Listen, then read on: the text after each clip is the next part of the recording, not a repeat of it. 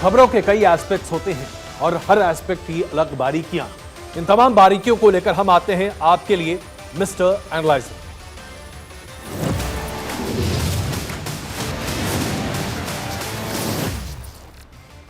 Mister analyser में आज इन विषयों पर हम अपना विश्लेषण आपके सामने रखेंगे। सबसे पहले दीपावली पर 10 लाख नौकरियों का तोहफा पूरे देश को मिलने वाला है। 75,000 लोगों को नौकरियां 22 तारीख को यानी कि कल मिलने वाली है। इसका विश्लेषण आपके सामने रखेंगे। इसका मतलब क्या है और क्या यह मुफीद वक्त पर है। फिर बात करेंगे दिल्ली की। दिल्ली और एनसीआर का दम घुटने वाला है। दीपावली सामने है और पराली जल रही है साथ। तैयार हो जाइए एक बार फिर अपने आप को दम घुटाते हुए जीने के लिए। उसके बाद हम चर्चा करेंगे ईरान की। ईरान में ऐसा लग रहा है जैसे कि न सिर्फ हवा बदल रही है बल्कि तरबियत भी बदल रही है। हिजाब के खिलाफ प्रदर्शन अब मिलिटेंट हो चुका है। महिलाएं बंदूक लेकर सामने आ रही हैं। क्या होगा ईरान का? और फिर चर्चा करेंगे सोलर के द्वारा चार्ज होने वाले हेडफोन्स की। इसके साथ साथ एक ऐसे हेलीकॉप्टर की जो एस्टन मार्टिन बना रहा है। यह हेलीकॉप्टर अपने आप में किसी गाड़ी से कम नहीं है लेकिन उससे ज्यादा भी नहीं। आइए सबसे पहले जो आज की बड़ी खबर है आपके सामने प्रस्तुत करते हैं। 75,000 लोगों को 22 तारीख को प्रधानमंत्री नरेंद्र मोदी अपॉइंटमेंट लेटर्स बांटने जा रहे हैं। उनको नौकरियां मिलने जा रही हैं और हमारे देश में इससे बेरोजगारी की समस्या को दूर करने में काफी सहूलियत, काफी फायदा होता दिखाई देगा। प्रधानमंत्री नरेंद्र मोदी अगले 1.5 साल तक देश में नागरिकों को 10 लाख नौकरियां बांटेंगे। ये सारी नौकरियां केंद्रीय मंत्रालयों में खाली पदों को भरकर पूरी होंगी। इसकी शुरुआत 22 अक्टूबर यानी कि धनतेरस के दिन हो रहा है। लक्ष्मी बरसेगी धनतेरस के दिन। प्रधानमंत्री नरेंद्र मोदी 75,000 नियुक्ति पत्र बांटेंगे। प्रधानमंत्री नरेंद्र मोदी ने जून 2022 में ट्वीट करके यह घोषणा की थी कि उनकी सरकार यानी कि मोदी सरकार 2023 तक 10 लाख लोगों को नौकरियां देगी। अब इसके मायने क्या है यह अब आप समझ लीजिए।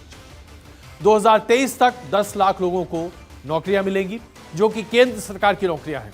इसमें राज्य सरकार के द्वारा नौकरियां शामिल नहीं हैं। अगर राज्य सरकार की नौकरियों को शामिल कर दिया जाए तो तकरीबन 21 लाख लोगों को अगले 1 साल में नौकरियां मिल सकती हैं। बेरोजगार युवकों की संख्या आज हमारे देश में जितनी है उसमें से 10 लाख अगले 6 से 8 महीने में कम हो जाएगी और ऐसा माना जा रहा है कि तकरीबन 7 लाख परिवार को सरकार की इस योजना से बड़ा फायदा मिलता दिखाई देगा। प्रधानमंत्री नरेंद्र मोदी की सबसे बड़ी पहल है जिसके जरिए पीएमओ ने जून में एक सर्वे किया था और उसके बाद यह घोषणा की गई थी। इस सर्वे में क्या था यह बात के सामने रख रहे हैं। देश के इतिहास में ऐसा पहला मौका है जब केंद्रीय सरकार ने इतने बड़े पैमाने पर रोजगार लोगों तक मुहैया करने की न सिर्फ घोषणा की बल्कि उसे अमली जामा पहनाते हुए एक झटके में 75,000 नौकरियों को बांटने का ऐलान भी किया है। यह मोदी सरकार में ही मुमकिन हो पाया है। अब ये 10 लाख नौकरियां कहां और कैसे मिलेंगी यह आपके सामने डिटेल्स है। 38 केंद्रीय मंत्रालय में 10 लाख नौकरियां हैं जो केंद्र सरकार लोगों तक पहुंचाएगी। सिर्फ रक्षा मंत्रालय की हम बात कर रहे हैं, यहां पर 2.5 लाख नौकरियां हैं जिसमें भर्तियां की जाएंगी। रेलवे विभाग में तकरीबन 3 लाख नौकरियां हैं।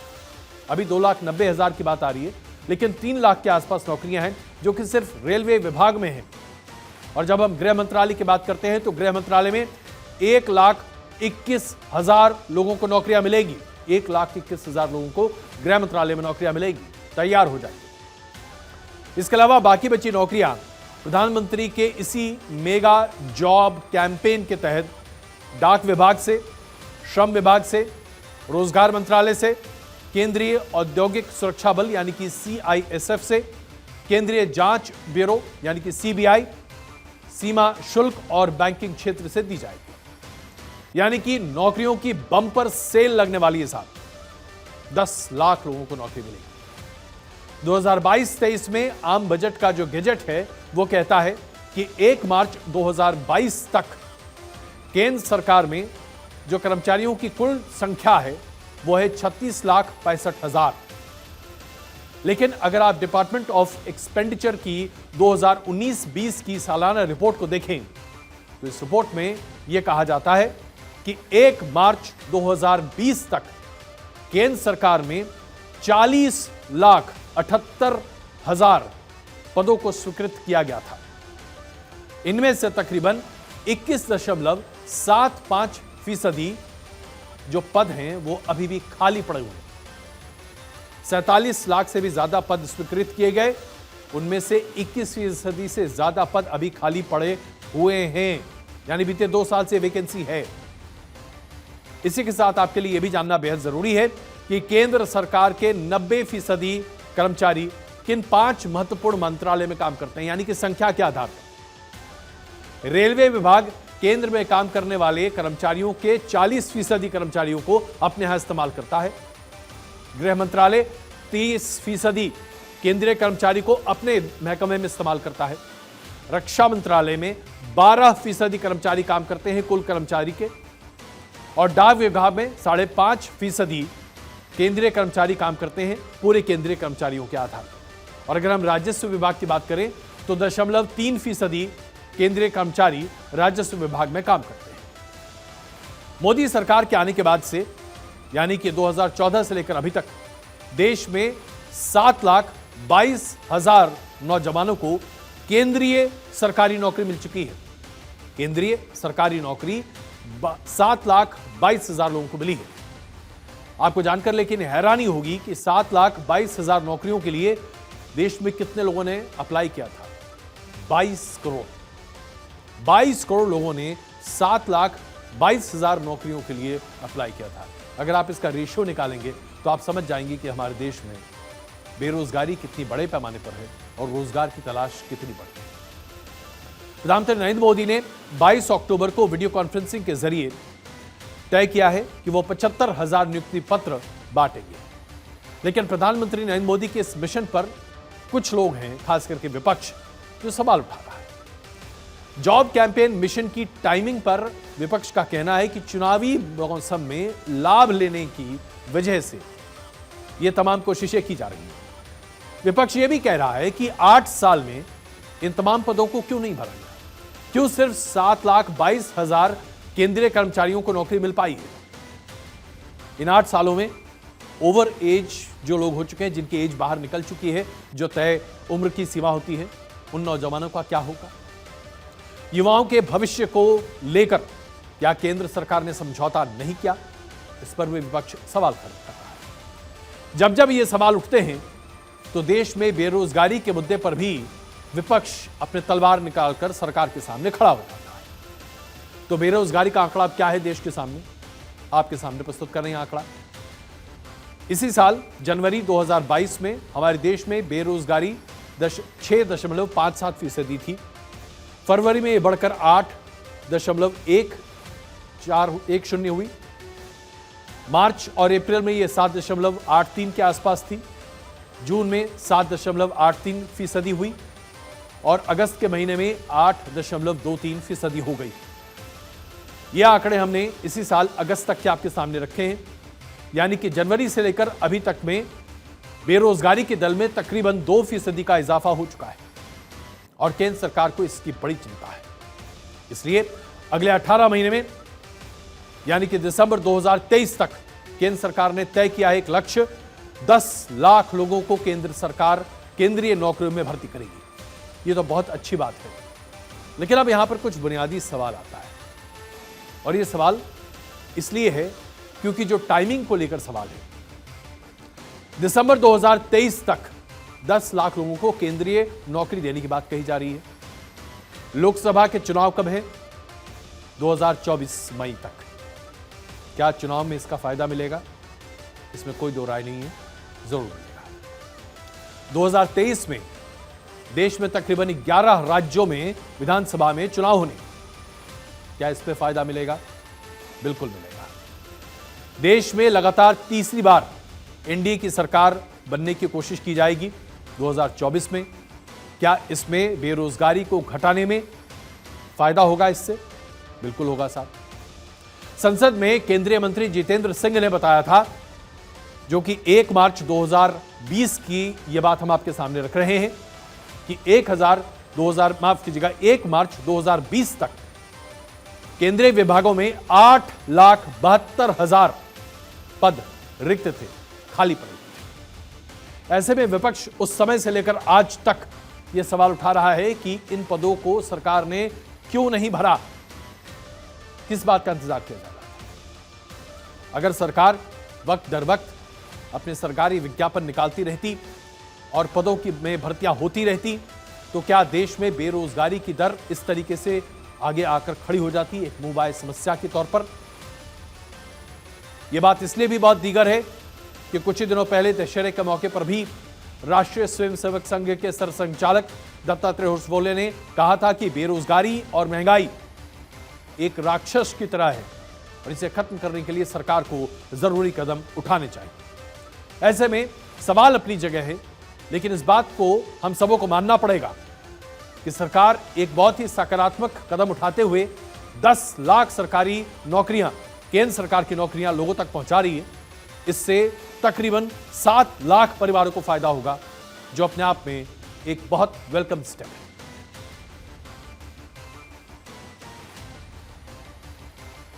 दिल्ली और एनसीआर के लोगों के लिए अब यह खबर बहुत महत्वपूर्ण है।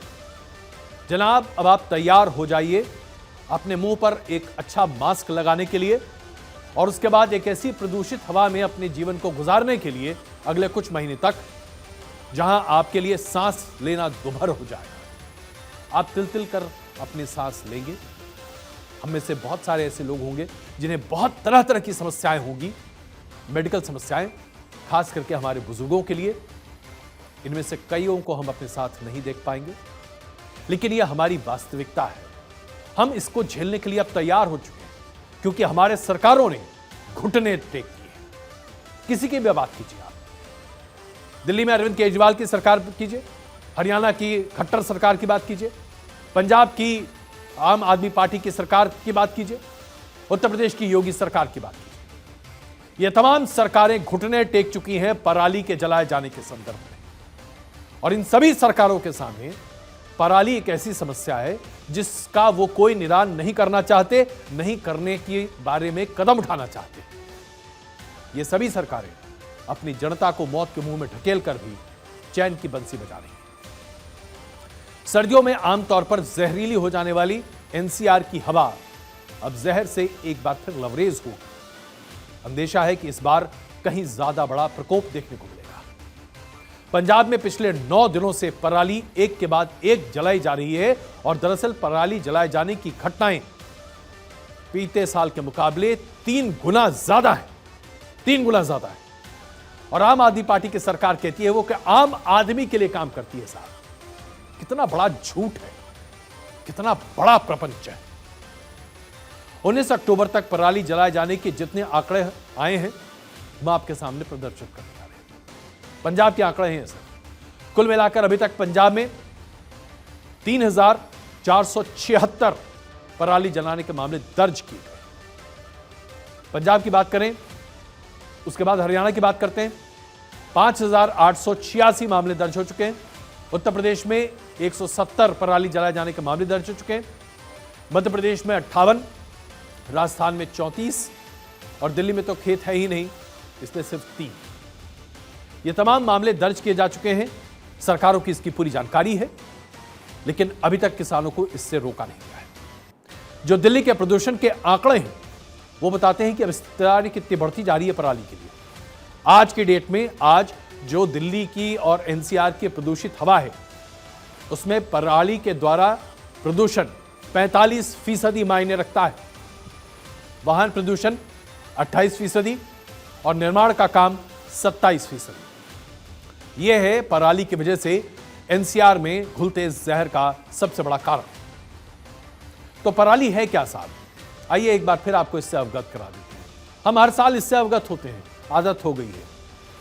दिल्ली में जब ठंड बढ़ती है और दिल्ली की हवा थोड़ी सी नमी के साथ बोझिल होने लगती है और उसके बाद आसमान में क्लियर नहीं होता सब कुछ, तो यहां आसपास के राज्यों में जैसे कि पंजाब, उत्तर प्रदेश, हरियाणा, इन सभी जगहों पर धान काटने के बाद जो ठुठल बच जाता है उसे किसान जलाने लगते हैं।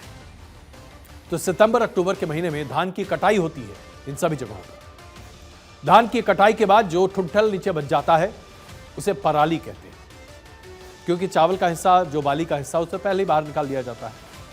अब इसे तैयार करने के लिए किसानों को बड़ी मेहनत से इस पराली के हिस्से को निकालना पड़ता है। इसके लिए कोई मशीन नहीं है, कोई मैकेनिकल उपाय नहीं है। सबसे आसान उपाय किसानों के सामने होता है इस सूखे हुए ठुठल में आग लगा देना।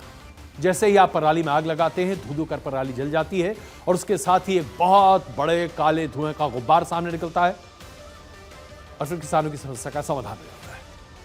लेकिन ये जो धुआं हवा में जाता है, ये किस तरीके से जहरीला बन जाता है, ये अब आपको दिखा रहे हैं। क्योंकि जहरीले हवा के सांस लेने से इंसान सिर्फ बीमार नहीं, बहुत बीमार हो जाता है। सांस संबंधी तमाम बीमारियां होती हैं।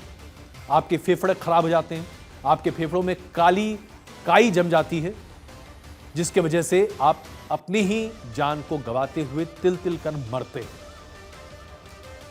देश में हर साल, इन राज्यों की बात हमने जहां पर की, वहां जब किसान आग लगा देते हैं और पराली से छुटकारा उनको मिल जाता है, तो आप देखिए इसका असर किस तरीके से होता है। और सैटेलाइट की जो तस्वीरें हैं वो बताती हैं कि जमीन पर जब आग लगती है तो किस तरह का संकेत होता है। आप जरा देखिएगा, जरा ये देखिए आपके स्क्रीन पर। अभी देखिए, जब पराली नहीं जलाई जा रही होती है उस वक्त पंजाब और उसके आसपास के इलाके में देखिए कोई लाल डॉट आपको नहीं दिखाई देता।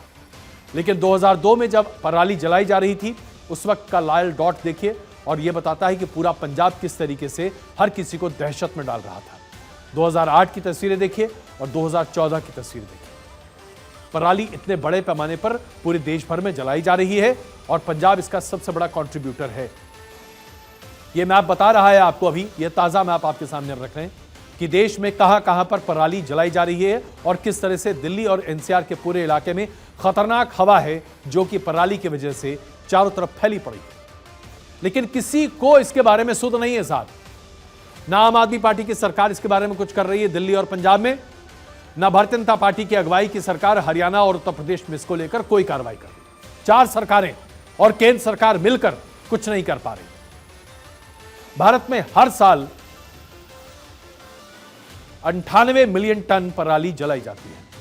अगर हम हर राज्य का हिस्सा इसमें देखें तो आप देखिए, उत्तर प्रदेश में 22% पराली जलाई जाती है पूरे देश भर की, पंजाब में 21%, हरियाणा में 9%, आंध्र प्रदेश में 5%, और फिर धीरे धीरे ये कम होता चला जाता है। गुजरात में सबसे कम 4% पराली जलाई जाती है क्योंकि धान के उत्पाद वहां पर कम है। यानी कि अगर आप सिर्फ पंजाब, हरियाणा और उसके साथ साथ पंजाब और हरियाणा को मिला दीजिए तो 1/3, और अगर उसके साथ साथ उत्तर प्रदेश को मिला दीजिए तो 50% पराली पूरे देश भर की इन 3 राज्यों में जलती है, जिसका असर दिल्ली और एनसीआर पर जबरदस्त पड़ता है। दिल्ली और एनसीआर के आसपास के लोगों को 50 लाख टन पराली के जलाए जाने का नुकसान झेलना पड़ता है, और यह काला धुआं एक गैस चेंबर बनकर इस पूरे इलाके के लोगों को लील जाता है। दिल्ली के पड़ोसी राज्यों में जिस तरीके से पराली की वजह से स्थिति खराब हो रही है और आपको किस किस तरह की तमाम दिक्कतें आती हैं, यह भी हम आपको बताना चाहते हैं। 1 टन पराली जलाने का मतलब क्या है आप जानते हैं? ये आंकड़े देखिए आप साहब। 1 टन पराली अगर जलती है तो उससे 2 किलो सल्फर डाइऑक्साइड रिलीज होता है। सल्फर डाइऑक्साइड आपके फेफड़े में जाकर इतनी जलन पैदा करता है कि वह आपको लंग्स को हमेशा के लिए परमानेंटली डैमेज कर देता है। 1 टन पराली जलाने से 3 किलो PM 2.5 के कण निकलते हैं। ये सीधे आपके फेफड़े में जाकर बैठ जाते हैं, आपके जो पूरे विंड पाइप है उसके अंदर चिपक जाते हैं।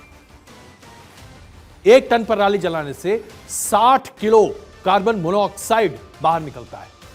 कार्बन मोनोऑक्साइड वही गैस है जो अगर आप कार में बैठ जाएं और 3 घंटे तक उसे सूंघ लें तो फिर आप मर जाते हैं। सोचिए, इतना कार्बन मोनोऑक्साइड एटमॉस्फेयर में जा रहा है और 1460 किलो कार्बन डाइऑक्साइड इससे रिलीज होता है। कार्बन डाइऑक्साइड में अगर आपको रख दिया जाए तो 5 मिनट में मृत्यु हो जाएगी साहब। ये हम रिलीज करते हैं 1 टन पराली जलाने से, और 50 लाख टन पराली जलाई जाती है दिल्ली के आसपास के राज्यों में, सिर्फ 3 राज्यों में। और इससे जो राख निकलती है वो कितनी आप जानिए। 1 टन पराली जलाइए, तकरीबन 200 किलो राख निकलती है। यह राख हम सबको खाक करने के लिए काफी है। हमने आपको बताया कि भारत में तकरीबन 100 मीट्रिक टन पराली जलाई जा रही है और खेतों में यह पराली इसलिए जलाई जाती है क्योंकि किसानों के पास कोई और विकल्प नहीं है। अब ऐसे में बहुत चर्चा हुई इसके बारे में, कहा गया कि हम तरह तरह के मैकेनिज्म निकालेंगे और इस मैकेनिज्म के जरिए पराली को बायोडिग्रेडेबल बना दिया जाएगा। लेकिन अभी तक पराली को बायोडिग्रेडेबल बनाने वाली सुविधाएं किसानों तक नहीं पहुंची है।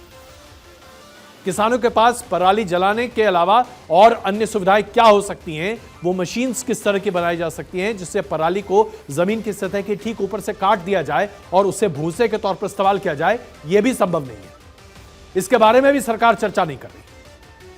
याद कीजिए, आज से 25 साल पहले जब मशीन्स नहीं होती थी, उस वक्त जब लेबर खेत में काम करते थे और धान की कटनी होती थी तो जमीन की सतह के मात्र 1 या 2 इंच ऊपर धान को काट दिया जाता था और उसके बाद उससे भूसा निकलता था और धान अलग निकलता था। धान से चावल बनाया जाता था और भूसे को इस्तेमाल किया जाता था जानवरों के खाने के लिए।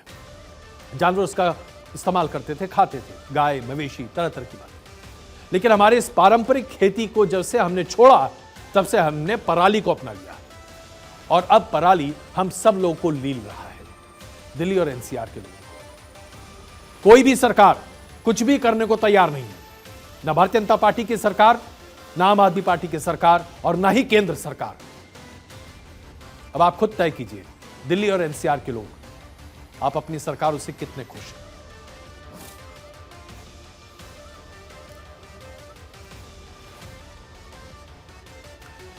चलिए, 2 ऐसी खबरें मैंने आपके सामने प्रस्तुत की जिसमें से खास करके पराली की बात की, जहां पर बहुत दुखद सी स्थिति है और हम सब बेबस हैं। लेकिन जनाब, दुनिया में कुछ लग्जरी भी होती है और ये लग्जरी गाड़ियां जब चलती हैं, वो जब अलग अलग तरीके से आपके सामने प्रस्तुत होती हैं तो रोमांच एक अलग आ जाता है।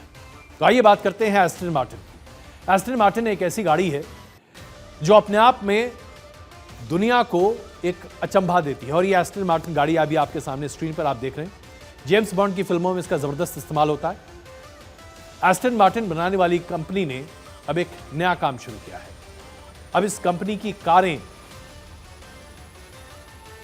अक्सर जो आपको जेम्स बॉन्ड की सीरीज में देखने को मिलती हैं, इस कंपनी की कारें अब बनने के साथ साथ इसके हेलीकॉप्टर्स भी बनने जा रहे हैं और ये ठीक उसी तकनीक पर हैं जिस आधार पर एस्टन मार्टिन बनाया जाता है। ये जो हेलीकॉप्टर है, ये निजी निवेशकों और निजी इस्तेमाल के लिए बनाया जा रहा है। इस हेलीकॉप्टर की कीमत तकरीबन 26 करोड़ रखी गई है। आप इसको देखिए, इसमें ये तमाम सीट्स लगाए गए हैं जो कि स्पेशल लेदर सीट्स हैं। इन सीट्स पर बैठने के बाद आपको ऐसा लगेगा जैसे कि आप किसी क्रूज कंट्रोल की गाड़ी में बैठ रहे हैं। इस हेलीकॉप्टर को उड़ाना अपने आप में एक बहुत ही जबरदस्त अनुभव है। एस्टन मार्टिन जो कि बहुत ही कस्टम मेड कार्स बनाती हैं, आमतौर पर एस्टन मार्टिन तकरीबन 2.5 करोड़ से शुरू होती है और 10 करोड़ तक की ये गाड़ी बनती है। अब एस्टन मार्टिन खुद अपने हिसाब से लोगों के इस्तेमाल के लिए 26 करोड़ का ये हेलीकॉप्टर लेकर आया है। ये हेलीकॉप्टर की उड़ान की क्षमता 4 घंटे 13 मिनट की है, लगातार उड़ान भर सकता है और एक बार इसे आप फुल टैंक करा दीजिए तो ये 642 किलोमीटर की दूरी तय कर सकता है। इसकी जो स्पीड है वो 134 नॉटिकल माइल्स है और इसमें 2 पायलट्स बैठ सकते हैं, इसके साथ साथ 4 पैसेंजर्स। अब आप कहेंगे कि इस हेलीकॉप्टर और किसी और दूसरे हेलीकॉप्टर में क्या फर्क है? साहब, फर्क उतना ही है जितना कि बाटा कंपनी के नोटी बॉय में और लुई विटॉन के ब्लैक जूते में। बाटा कंपनी का नोटी बॉय तकरीबन 1000 रुपए का मिलता है और लुई विटॉन का काला जूता लेदर का तकरीबन 1.25 लाख रुपए का। स्टेटस की बात है, आपके शौक की बात है। तो ये एस्टन मार्टिन अपनी तरफ से एक नया हेलीकॉप्टर लेकर आया है। हमें लगा कि इसे देखकर आप भी कम से कम उत्साहित होंगे। जीवन में कुछ तो लग्जरी होनी चाहिए, उसमें से एक ये भी है।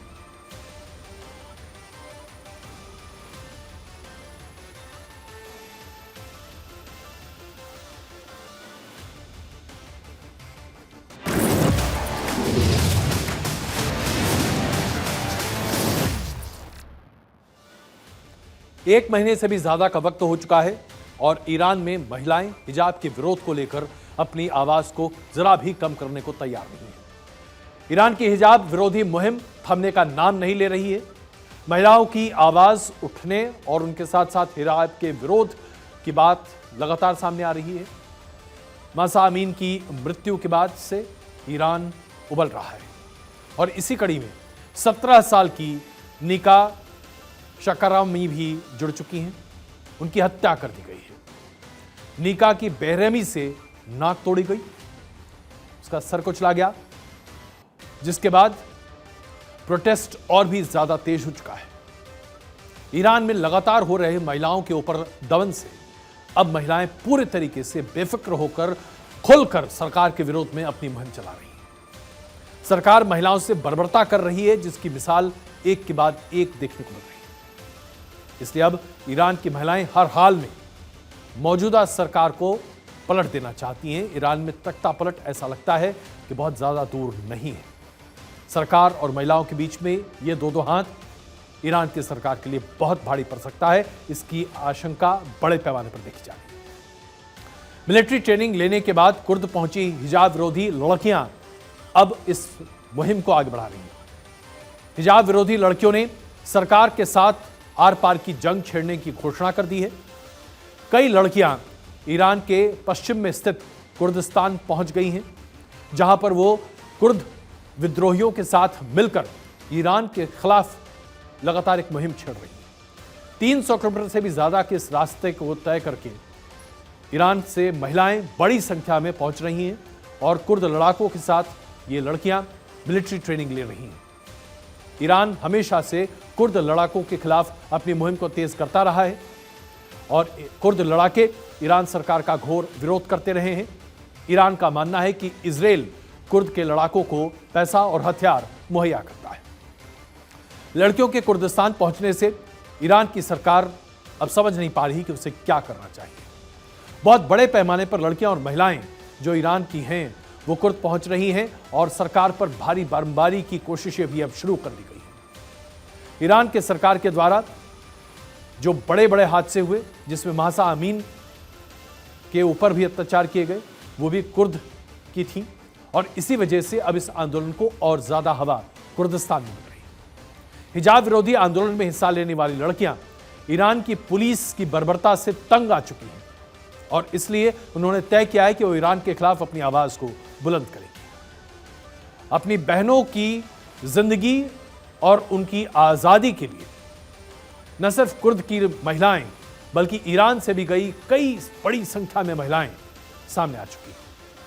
Kurdistan freedom party general Hussein Yazdanpanah ने कहा है कि हिजाब विरोधी लड़कियां बर्बरता के विरुद्ध ईरान के खिलाफ खड़ी हैं और ईरान ने अपनी बर्बरता की सभी हदें पार कर दी हैं। कुर्दिस्तान में आने वाली लड़कियों को इस आंदोलन में वो शामिल कर रहे हैं और ईरान सरकार उन इलाकों पर बम वर्षा कर रही है जहां पर अब कुर्दिस्तान के लड़ाके मौजूद हैं, जो कि ईरान से आई लड़कियों को मदद भी दे रहे हैं। जंग भीषण है और इस भीषण जंग में कोई भी पीछे हटने को तैयार नहीं है। हिजाब का विरोध कर रही महिलाओं की ईरान सरकार पूरी कोशिश कर रही है कि कहीं से उन्हें ढूंढ निकाला जाए, इस पूरे रास्ते को, इस सप्लाई चेन को बंद किया जाए। हम आपको बता दें कि हिजाब विरोधी प्रदर्शन के दौरान एक खुले बालों की बंधी लड़की की तस्वीर भी वायरल हुई है। बाद में इस लड़की को गोली मार दिया गया। अब 2 दिन पहले की एक घटना है। ईरान में एक स्कूल पर छापेमारी के दौरान सुरक्षा बलों ने एक स्कूली छात्रा को इतना पीटा कि छात्रा की मृत्यु हो गई। सैनिकों ने शहीद गर्ल्स हाई स्कूल में छापेमारी की थी। छात्राओं को खनोई के सम्मान में गाना गाने के लिए कहा गया था, उन्हें मजबूर किया गया था। 16 साल की असरा पनाही ने गाना गाने से इनकार कर दिया। सुरक्षा बलों ने असरा के साथ जबरदस्त मारपीट की, इतनी मार कि वो लड़की इस मार को बर्दाश्त नहीं कर पाई। महिलाओं के खिलाफ ये जो अत्याचार हो रहा है, आखिरकार ऐसा क्या है?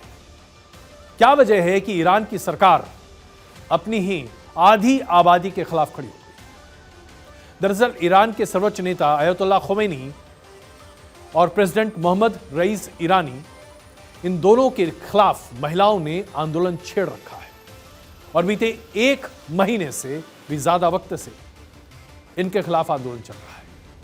ईरान के राष्ट्रपति इब्राहिम रईसी एक महिला यूनिवर्सिटी का दौरा करने गए थे, जहां महिलाओं ने उनके खिलाफ प्रदर्शन किया, नारे भी लगाए। उन नारों में कहा गया कि जालिमों को फांसी देनी चाहिए और साथ साथ रईसी और सुप्रीम लीडर खोमेनी को भी फांसी देनी चाहिए।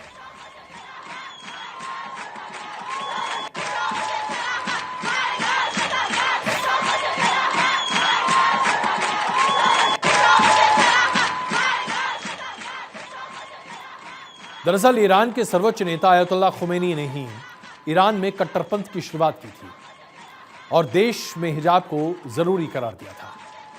खोमेनी के आने के बाद से महिलाओं में ईरान में रहना बड़ा मुश्किल सा होता दिखाई दे रहा था। खोमेनी की अगुवाई में ईरान में 1969 की इस्लामिक क्रांति हुई थी और लड़कियों की शादी की उम्र उस वक्त घटाई गई थी। 1969 में लड़कियों की शादी की उम्र को कम करके 18 साल कर दिया गया था और उसके बाद इसे और भी कम किया गया। लड़कियों की शादी की उम्र को 13 साल कर दिया गया। यह हम 1979 की बात कर रहे हैं। महिलाओं को सार्वजनिक स्थान पर निकलने की अनुमति नहीं थी और अगर वो निकलें तो उन्हें अपना सर ढकना आवश्यक था। अगर ऐसा वो नहीं करती थी तो उन महिलाओं को 74 कोड़ों से मारा जाता था। इसके बाद एक कानून बनाया गया 1995 में, जिसने कड़ाई और ज्यादा कर दी। सिर नहीं ढकने पर महिलाओं को 60 दिन की जेल भी साथ में होगी। महिलाएं अगर घर से बाहर निकल रही हैं तो उनका शरीर का कोई भी अंग बाहर दिखना नहीं चाहिए चेहरे के अलावा, और हर तरफ से सब कुछ ढका हुआ होना चाहिए। ड्रेस कोड का अगर पालन नहीं होगा तो जुर्माना होगा और उसके साथ साथ 2 महीने की जेल भी। विवाहित महिलाएं अकेले पूरे देश में कहीं नहीं जा सकती हैं। आज भी यह कानून लागू है जब तक कि उनके पास पति का लिखित अनुमति पत्र न हो।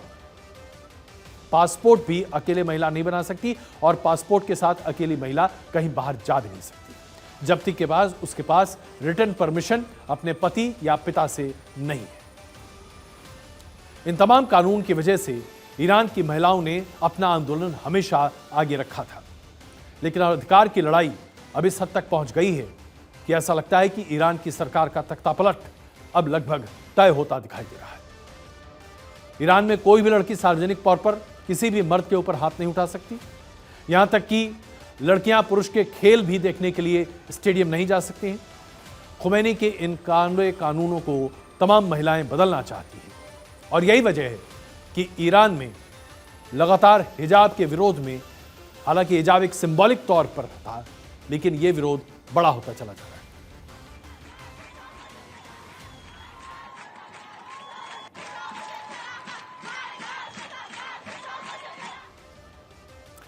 आज प्रधानमंत्री नरेंद्र मोदी माना गांव पहुंचे थे। यह भारत और चीन की सीमा पर बसा हुआ गांव है, लास्ट फ्रंटियर जिसे हम कहते हैं। भारत ने चीन का परमानेंट इलाज करने की बात लगभग तय कर ली है और इसी से जुड़ी ये तैयारियां चल रही हैं। दरअसल सीमा के आसपास जहां जहां पर आबादी वाले क्षेत्र हैं, भारत ने तय किया है कि 500 ऐसे गांव बसाए जाएंगे जहां पर लोग अच्छे तरीके से रह सकेंगे और यह सीमा पर होगा। चीन के साथ लगी विवादित सीमा लद्दाख से लेकर हिमाचल प्रदेश, उत्तराखंड, सिक्किम से होती हुई अरुणाचल प्रदेश तक जा पहुंचती है। चीन ने अपनी विस्तारवादी नीति से हमेशा भारत की सीमा में घुसपैठ करने की कोशिश की है।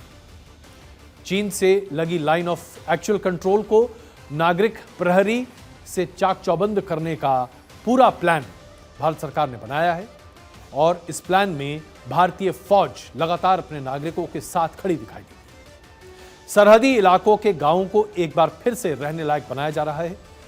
कोशिश की जाएगी सरकार के द्वारा कि इन गांवों से पलायन पूरे तरीके से रुक जाए और इसके साथ साथ बड़ी संख्या में टूरिस्ट, पर्यटक सीमा के इस अंतिम छोर तक पहुंचे ताकि भारत के अंतिम छोर तक वो तमाम लोग पहुंचे जो जाने कि भारत की सीमाएं कहां तक है।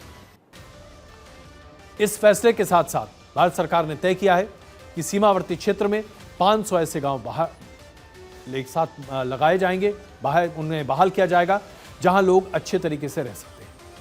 और इन गांवों को संयुक्त तरीके से विकसित करने की पूरी कोशिश की जाएगी, जिसमें जैसा कि हमने आपको बताया सुविधाएं दी जाएंगी सेना की मदद से। प्रधानमंत्री नरेंद्र मोदी ने माणा पहुंचकर अपने इस विजन को सामने रखा है। प्रधानमंत्री नरेंद्र मोदी ने माणा पहुंचकर गांव वालों से बहुत बात भी की है और उन्होंने कहा कि अब वो दिल्ली से बहुत दूर नहीं है। उत्तराखंड भाजपा की कार्य समिति की मीटिंग बुलाई थी, तो मेरे उत्तराखंड के सारे कार्यकर्ता मेरे से बहुत उस समय नाराज थे, प्रश्न पूछते थे, साहब इतना दूर कितनी मेहनत से जाना पड़ेगा, कितना समय जाएगा।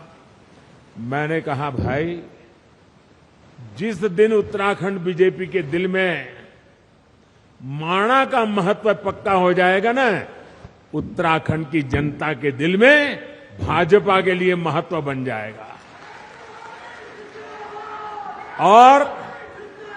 और उसी का परिणाम है माणा गांव की मिट्टी की ताकत है।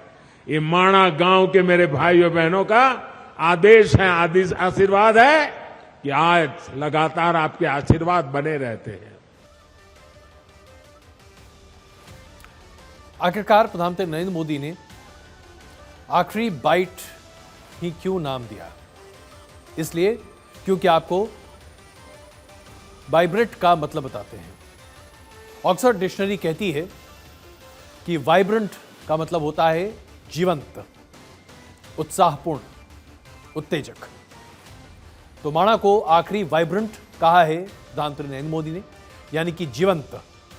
इसीलिए प्रधानमंत्री नरेंद्र मोदी ने इन गांवों को पुरातन संस्कृति और परंपराओं के आधार पर बसाने की योजना शुरू की है। उत्साहपूर्ण इसलिए क्योंकि यह भारत की आखिरी सीमा है, इसके आगे चीन की शुरुआत होती है।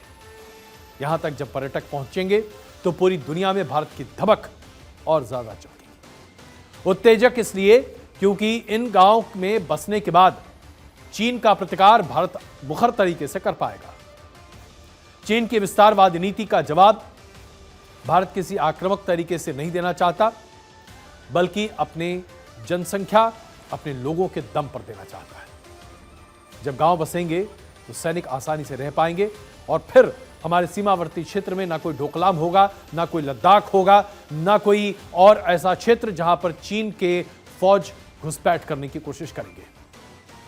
चीन लगातार अपने हथियार और कूटनीति के जरिए भारत का प्रतिकार करने की कोशिश कर रहा है, लेकिन हम सामाजिक शस्त्रों के आधार पर चीन की इस चाल को मात देने की पूरी कोशिश कर रहे हैं, क्योंकि हम सब जानते हैं कि आज बहुत आवश्यक है कि हम चीन के बढ़ते कदम को रोकें और इसीलिए हमारे सीमावर्ती क्षेत्रों पर विशेष ध्यान देना आवश्यक है। मोदी सरकार ने बीते 8 सालों में बड़े पैमाने पर सीमावर्ती क्षेत्र में इंफ्रास्ट्रक्चर डेवलपमेंट पर बहुत बड़ा काम किया है। आज आप देखिए, मोटरेबल रोड हमारे आखिरी गांव तक मौजूद है, माणा तक, उत्तराखंड में। और यही काम देश के अन्य हिस्सों में हो रहा है, चाहे आप जम्मू कश्मीर की बात करें, चाहे आप उत्तर प्रदेश की बात करें, चाहे आप हिमाचल प्रदेश की बात करें, या फिर पूरे उत्तर पूर्वी राज्यों की बात करें, जहां इंफ्रास्ट्रक्चर, रोड डेवलपमेंट और उसके साथ साथ एयर कनेक्टिविटी बड़े पैमाने पर बढ़ाई जा रही है।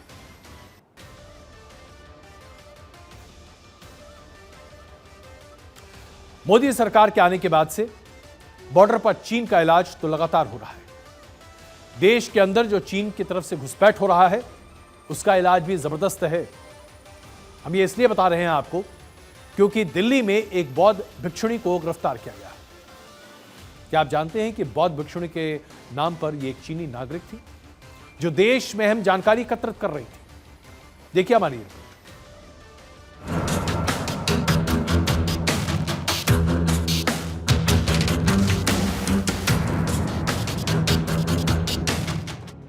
भारत को घेरने के लिए हमेशा गिद्ध की नजर से देखने वाला चीन इस बार पकड़ा गया है। दिल्ली पुलिस की स्पेशल सेल ने मजनू का टीला से चीनी जासूस को गिरफ्तार कर लिया। महिला खुद को नेपाली नागरिक बताकर बहुत दिनों से पुलिस की आंखों में धूल झोंकने का काम कर रही थी। लेकिन जब महिला से नेपाली में बात करने की कोशिश की गई तो वे नेपाली भाषा नहीं बोल पाई। इसके बाद उससे सख्ती से पूछताछ की गई तो उसने खुद को तिब्बती बौद्ध बताते हुए विक्टिम कार्ड खेलने की कोशिश की। उसने बताया कि चीनी कम्युनिस्ट नेता उसे मारना चाहते हैं, इसीलिए वे अपनी जान बचाने के लिए उनसे भागकर भारत आई है। लेकिन पुलिस उसकी बातों में नहीं आई और अरेस्टिंग के बाद जब स्पेशल सेल ने FRRO से उसकी जांच करवाई तो उसके असली नाम का खुलासा हुआ। असल में चीनी महिला 2019 में चाइनीज पासपोर्ट पर भारत आई थी, जिसके चलते उसकी डिटेल एजेंसी के पास दर्ज हो गई थी। पुलिस ने उसके खिलाफ विभिन्न धाराओं में केस दर्ज कर अरेस्ट कर लिया है। चीन भारत की जासूसी करने के लिए आए दिन नए नए पैतरे अपनाता है, कभी मोबाइल ऐप के जरिए, कभी पब के जरिए और अब अपनी महिला जासूस को भेजकर जासूसी करने के कारनामे का पर्दाफाश दिल्ली की स्पेशल ब्रांच टीम ने किया है। कल दिल्ली के मजनू टीला से पकड़ी गई महिला, जिसका नाम काइया रावो बताया जा रहा है और उसकी उम्र 50 साल है। दिल्ली पुलिस ने चीनी जासूस के खिलाफ धारा 120B, 419, 420, 467, 474 और 14 फॉरेन एक्ट के तहत मुकदमा दर्ज कर अरेस्ट कर दिया है। चीन सीमा पर घुसपैठ फैलाने की साजिश में तो हमेशा लगा ही रहता है, लेकिन उसके जासूस भारत के अंदर भी फैले हुए हैं। चीनी महिला नेपाली बौद्ध भिक्षु बनकर साल 2019 से भारत की गुप्त जानकारियां इकट्ठा कर रही थी। 2019 में चीनी पासपोर्ट पर भारत की यात्रा की थी, लेकिन उसके बाद वह वापस लौट गई थी। बाद में वह नेपाल पहुंची और वहां पर डोलमा लामा के नाम से नेपाल के कागज बनवाए। इसके बाद वह सड़क मार्ग से दोबारा भारत आ गई। पिछले 3 सालों से दिल्ली में रह रही थी। पुलिस के मुताबिक पकड़ी गई चीनी जासूस का नाम काई रुओ है और वे नेपाली नागरिक डोलमा लामा बनकर रह रही थी। लेकिन भारत की सुरक्षा एजेंसियों की चाक चौबंद सुरक्षा की वजह से चीनी जासूस का पर्दाफाश हो गया। स्पेशल सेल के अधिकारियों को शक है कि महिला जासूस भारत की अहम जानकारियां चीन को पहुंचाने में लगी थी। मामले की गंभीरता को देखते हुए अब रॉ, IB और मिलिट्री इंटेलिजेंस भी उससे पूछताछ की तैयारी कर रही है। आरोपी से जानने की कोशिश की जा रही है कि उसका भारत में छुपकर रहने का असल मकसद क्या था और वे अब तक कितनी खुफिया जानकारियां चीन पहुंचा चुकी है। दिल्ली पुलिस उसके नेटवर्क के बाकी लोगों को भी ट्रेस करने में लगी है। Bureau report, Bharat 24। तो आपने देखा किस तरह से चीनी नागरिक छिपकर हिंदुस्तान में रह रही थी। चाहे आप नियंत्रण रेखा की बात करें या भारत के भीतर की बात करें, चीन लगातार ये कोशिश करता रहा है कि किस तरीके से भारत को क्षति पहुंचाई जाए। और यही वजह है कि प्रधानमंत्री नरेंद्र मोदी की अगुवाई की सरकार बड़े पैमाने पर इस तरह के हथकंडों को मुकाबला करने की कोशिश करते हुए दिखाई देती है, जो अपने आप में काबिल तारीफ है। आइए बात करते हैं कैसे मोबाइल और उसके साथ साथ हेडफोन की, जो आज हमारी जिंदगी की सबसे बड़ी जरूरत बन चुकी है, लेकिन उसको चार्ज करने की जरूरत नहीं पड़ेगी आपको। आज पूरी दुनिया इस दौर भाग रही है कि कैसे सोलर पावर का इस्तेमाल किया जाए। सोलर पावर एक बहुत जबरदस्त विकल्प बनता हुआ दिखाई दे रहा है। एक ऐसा हेडफोन बहुत जल्द लॉन्च होने जा रहा है, जिसकी तस्वीर अभी आप स्क्रीन पर देखेंगे। ये हेडफोन सोलर एनर्जी से रिचार्ज होगा, यानी कि इस हेडफोन की बैटरी जैसे ही खत्म हो जाएगी, आपको परेशान होने की आवश्यकता नहीं है। बस बाहर निकलिए, थोड़ी सी रोशनी में बैठिए, आपका हेडफोन चार्ज हो जाएगा और फिर आप एक बार फिर अपना काम कर सकते हैं। चाहे आप गाना सुन सकते हैं, आप अपनी वीडियो कॉन्फ्रेंसिंग कर सकते हैं, आप कुछ भी कर सकते हैं। सोलर सेल्स का इस्तेमाल धीरे धीरे इस तरह के गैजेट्स में किया जा रहा है। इसके बाद चार्जिंग को आप भूल सकते हैं, विराम, पूर्ण विराम। आपको किसी केबल की आवश्यकता नहीं होगी, आपको कोई इलेक्ट्रिकल पॉइंट की आवश्यकता नहीं होगी। अगर आप कहीं किसी ऐसी जगह फंस जाएं जहां पर बिजली नहीं हो, तब भी आपको कोई दिक्कत नहीं होगी। ये सोलर हेडफोन्स बहुत जबरदस्त तरीके से आपकी जिंदगी को बदल रहे हैं और बहुत जल्द मोबाइल फोन भी ऐसे लॉन्च होने जा रहे हैं जो सोलर पावर से चलेंगे। सोलर हेडफोन्स की विशेषता यह है कि इसकी कीमत तकरीबन 18 से 20 हजार रुपए होगी। इस हेडफोन में एक बैटरी लगाई जाएगी और इस हेडफोन के जरिए कोई भी श्रोता 80 घंटे तक गाने सुन सकता है। और इसके चार्ज करने के लिए आपको इसे धूप में सिर्फ 20 मिनट मैक्सिमम 1 घंटे तक रखना पड़ेगा। सोलर पावर और आर्टिफिशियल लाइट से यह चार्ज हो सकता है, यानी कि अगर आपने इसको टेबल लैंप के सामने भी रख दिया तभी यह हेडफोन चार्ज हो जाएगा।